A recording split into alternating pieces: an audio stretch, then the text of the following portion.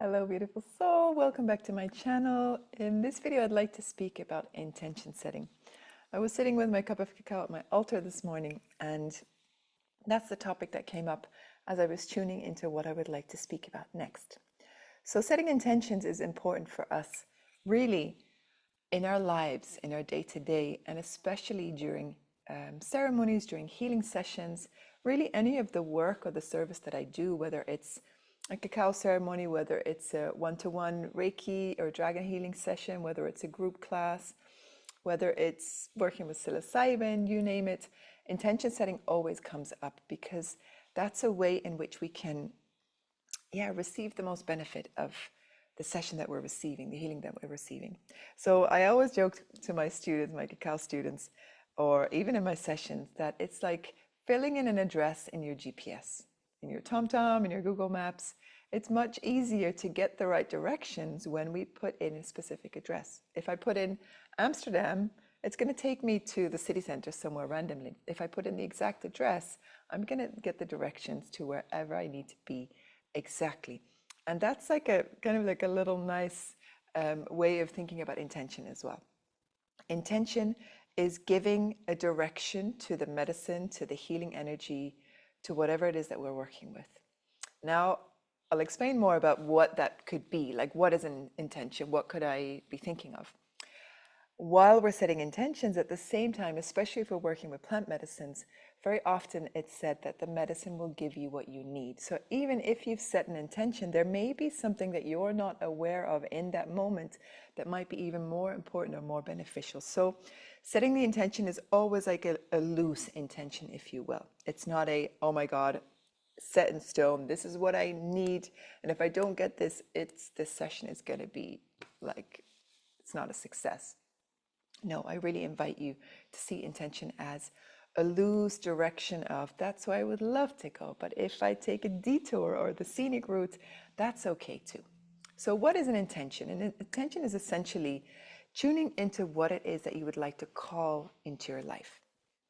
Or it could be a question as well. Let me give you a few examples. So, what I often do is when I'm hosting a group session, we'll go into a grounding meditation and then we'll tune into the heart space. And I often ask, what is it, if you were to ask your heart a question, what does your heart need right now? Or what is the wish of your heart in this moment? And to really listen and feel. And then something can come up. That can be a word, it can be a sensation, it can be an energy. Maybe I'd like to invite more love into my life. Maybe it's really about rest and relaxation in that specific session. And mind you, your intention can change and shift, of course, over time or from one session to the next. What I also always ask in preparation for bigger ceremonies, for example, is that people start tuning in beforehand. So they kind of start to form an idea. And then on the day itself, in ceremony, we will tune in again because we always need to just like double check, if you will, or tune in again, because what may have been mentally aware for you might not be exactly what the heart space needs or what your soul needs. So what I was saying is it can be a word or an energy. I would like to invite more love. I would like to invite more rest or peace. I would like to receive creativity and inspiration. Perhaps it's a question as well that you have. What are my next steps?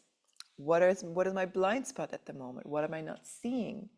So it can be a question that you can ask the plants or the spirits or the energies that we're working with to help you with. It can also be that you don't have particular intention, and then you might wish to invite an openness. Show me what I need to see.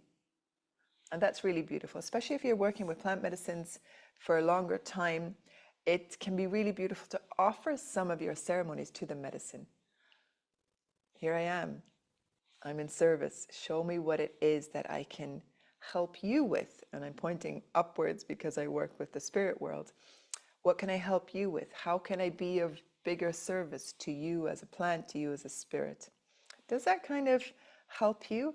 So intention setting, just in a summarized version, it's like putting in an address in your GPS. It can be a feeling, an energy that we wish to invite. It can be a question that we'd like to get an answer to. It can be an openness and a surrender to, show me what I need to see, or here, I am the offering for you today. How can I be of service? While taking it with a grain of salt, in the sense that more often than not, or well, it kind of depends, the medicine or the spirits will show you, oh, but wait a minute, you asked for love, but first there's some grief for you to look at, or first there is some forgiveness for you to do. So, and often things will weave through a ceremony, and that it's not just one thing that you get to work with. So the importance of intentions is, yeah, really to be more laser focused, if you will. So, yeah, I hope that helps. Let me know if you have any questions. Please pop them in the comments below. If you like this video, if it supports you, send it over to other people. Give me a like, give me a subscribe. And I trust to see you very, very soon. Happy intention setting. Much love. Bye for now.